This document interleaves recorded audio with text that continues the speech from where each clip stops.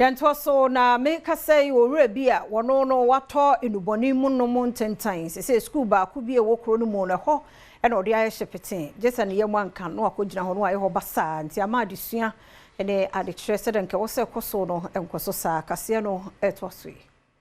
Esuafo nkuma a womo ewo Amadum Adankwame Methodist Primary School no ewo atwoma biaja na 4 de ade a enyan pa na womo hunu no pa bia sanse wo cheso beku school no na wona ato no bonim no tentan ere school ho adane biaya wogya wonan eguo eno na chechefo bi ni Adom Kasee bonkoma chese hwe school no enam sane tibia enye na wonje hu ntie ne obi anamua ne se wokoye de ope ewo ho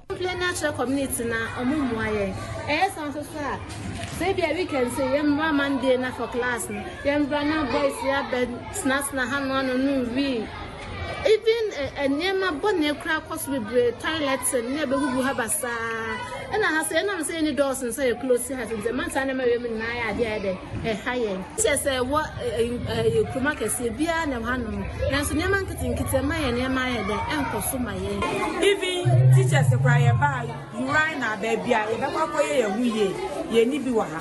ko fo fitire na ya na achecherefo ekosiesie Owura Steven wasakoto eka abedwaku a mohweye ntotoye e wosukumu wo ho na bra woni Adom Kasee e che wona kosem e na wo sere mpanifo se because nam se school no edada mpantim wo mom ko from school no no nam wo mom ko aso ba bi obi akobia wo mo nam school no enti anado obi twam kura no wunnim se adungbani bi kitani pa no enti ade betene no akwa behu enoma emfata enti esre ankwankure Adom Mumwa Amedum Adankwame na si yetimi tu yesuku yu fence wall na head putu anu a date tunu the fees ebeboa ama sebe ejana bia kosu ebia anu abras ama kunu so afanu